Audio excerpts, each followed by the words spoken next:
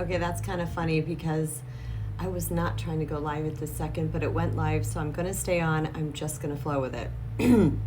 So today I want to talk to you guys about the importance of having a tribe, of having a community, of having really super close friends. My youngest daughter and I often go,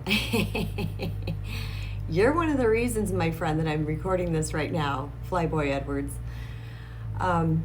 My daughter and I often go for drives during the day or at night or whatever. And in these drives, we just talk about everything. We go get ourselves a Dutch Bro and we just talk about everything under the sun, you name it. We talk about dead people, we talk about school, we talk about friendships, we talk about healing and growth opportunities, we talk about everything. And yesterday on our drive, we touched on friendship. And we were talking about friends, and I was giving her some experiences of my past. And at some point she said, gosh, Mom, I'm so sorry. She said, you didn't have real friends. Those aren't real friends. And I said, yeah, you're right. They weren't real friends. And we talked a little bit more about that. And I said, but I have those real friends now. It took a while, but I have them now. And the reason why I want to talk about this tribe situation is because we're silly if we think we can do this life on our own. There's so much, you guys. Life is crazy. It is confusing. It is scary. It is frustrating. But it's also happy and lovely and joyous and amazing. And in those times, sorry, I'm hoarse today. In those times that we are needing some extra support, it's really, really super important that we have this tribe of people around us. And I can list right now off the top of my head 5 people that I have in my life that I know I could send an SOS message to at any time, and those people would do their best, because everybody's busy, to get back to me and for us to have a conversation and check up on me later. Now, the reason why I want to talk about this is because there's so many people out there that don't have this. And you might think that you don't need this. But let me tell you what is the importance of a tribe. What are the facets of an amazing tribe? These are people that love you even through your hard times. You don't feel like you have to put on a happy face or a brave face or any other face, any type of mask that you think you need to wear to be around these people to get their acceptance and approval.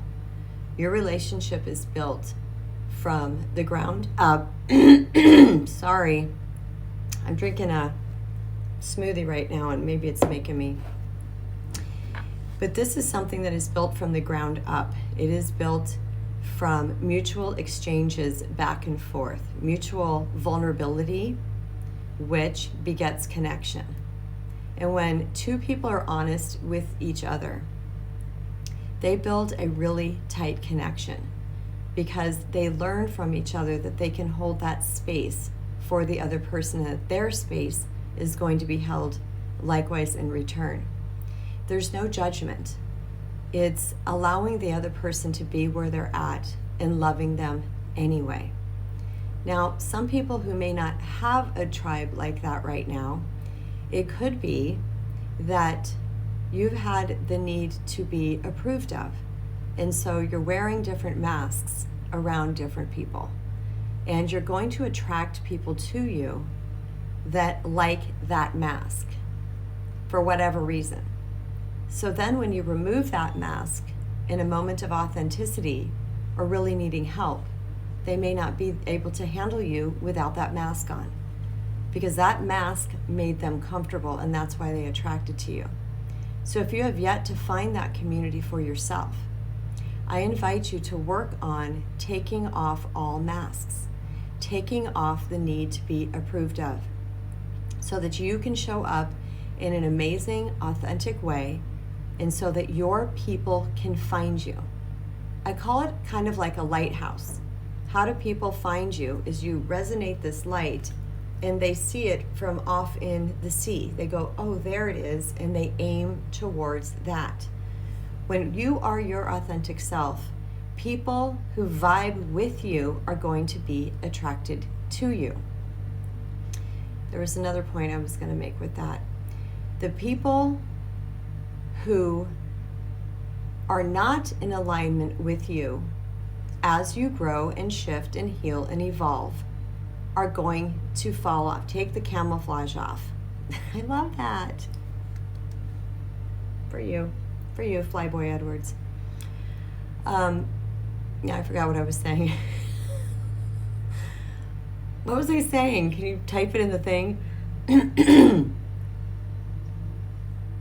Oh my God. Oh, that they're not going to resonate with you anymore.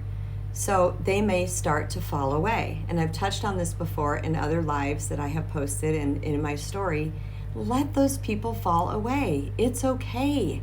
You're just no longer in the same frequency. If you keep them around, you're going to be doing this. You're going to be doing this. You're not going to blend. It's not going to be comfortable for either one of you. And there's no growing in that, because there's more frustration in that than anything. And you feel the judgment and you feel the lack of connection.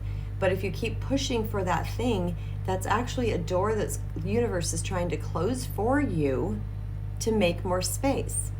The universe abhors a vacuum.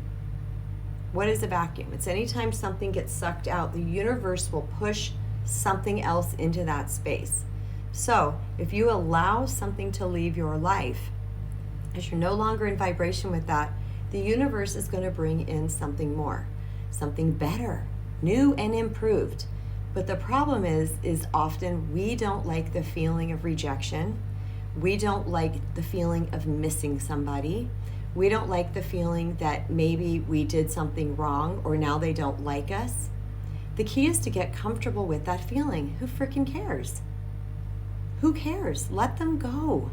This doesn't mean there's anything wrong with you. It also doesn't mean there's anything wrong with them. They're at their level of spiritual evolution, just like you're at your level of spiritual evolution. And it's okay to let people go out of your life.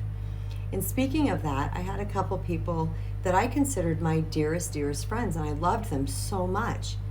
But when the going got rough for me, and I really leaned on them, guess what happened? They didn't like that.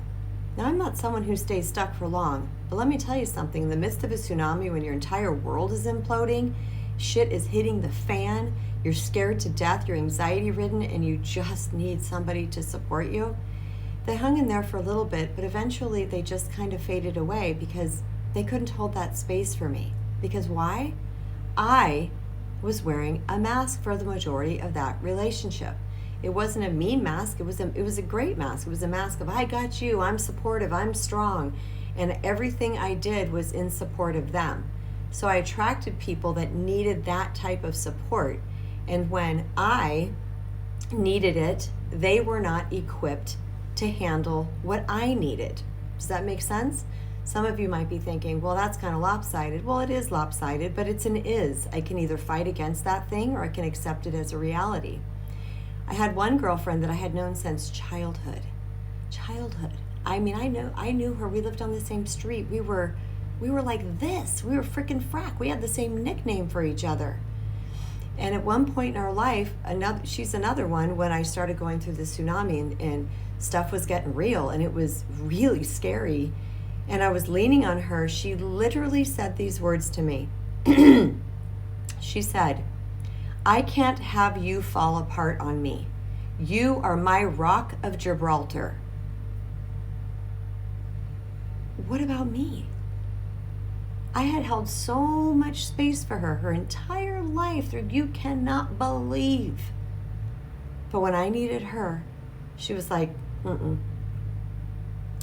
Talk about, a slap in the face. I remember at the moment her saying that to me, and me just being like I didn't even know what to say to that. Part of me was flattered that she liked that I was her support, but the other part of me was like, are you kidding me right now?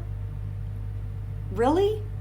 But at that point in my life, that was the beginning of my tsunami. I didn't truly know my worth at that point. I truly didn't know how to approach that in a healthy way, and I just didn't say anything at all. Needless to say, long story short, that relationship is no longer in service. And I'm okay with that.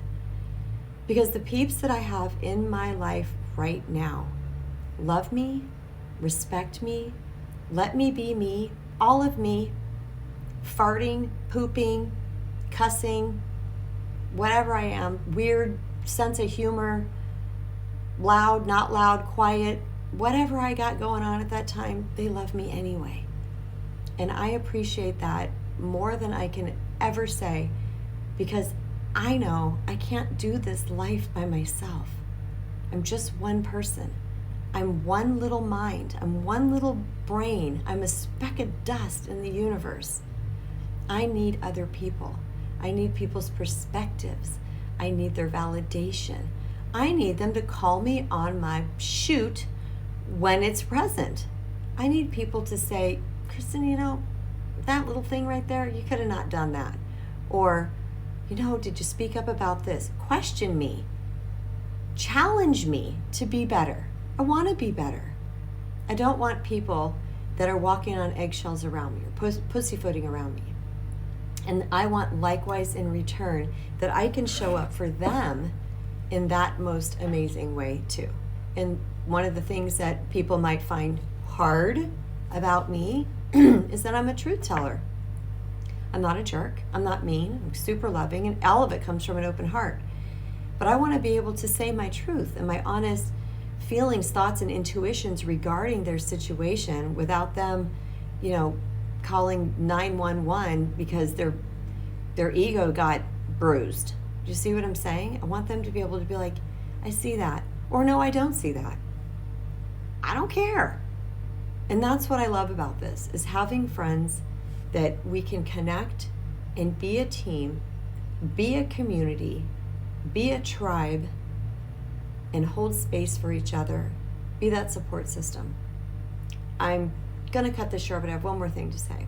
I'm right now writing a speech for my oldest brother's celebration of life. He passed a year ago, but they were unable to have that due to COVID. They're having it now. And one of the things that I am sure to mention, and I even got all of their names from my brother Jim's wife and his daughter, said I need all of Jim's friends' names. Because Jimmy Gahn had a freaking tribe. He had, it makes me tear up. He had a rock solid tribe. His bros loved him. They worshiped him. And these guys went out, they're extreme sports people, they're rock climbers. They canoe and do all that crazy stuff down rapids. I mean, you need that team.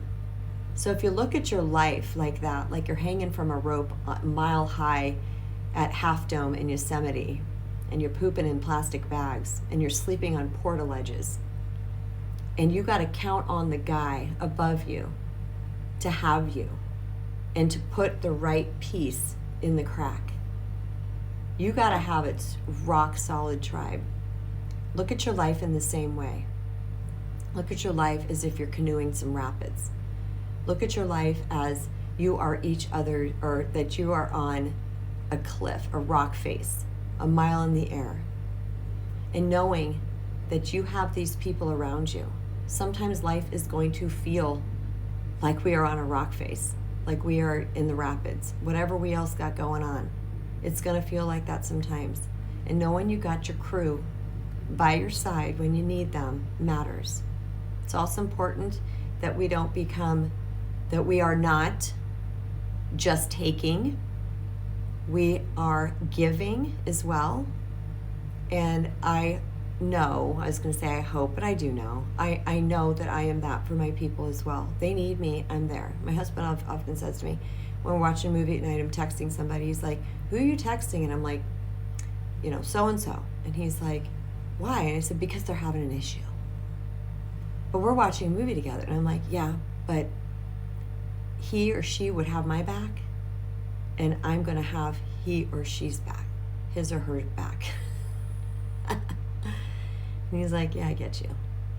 Because I want to show up. Now, if I can't, I can't, and sometimes that happens, and they can't either, but that does not diminish the importance of your tribe. Okay. Flyboy Edwards, I love you. Thank you for being there for me. I'm looking down at your name down there, but I guess I should look at my camera. Much love to all of you. If you don't have your tribe, start shining that brilliant light that you are so that they can find you. Stop playing small. Stop trying to please everybody. Stop trying to be the approval junkie. Get rid of all that stuff. Do the work you need to do. You can buy my book, The Recovering People Pleaser. This is the work that is required. Your tribe is there. You are brilliant. You are wonderful. You are loving. You are worthy. Just because you have some people in your life right now that may not be supporting you the way you need doesn't mean you're not worthy of it.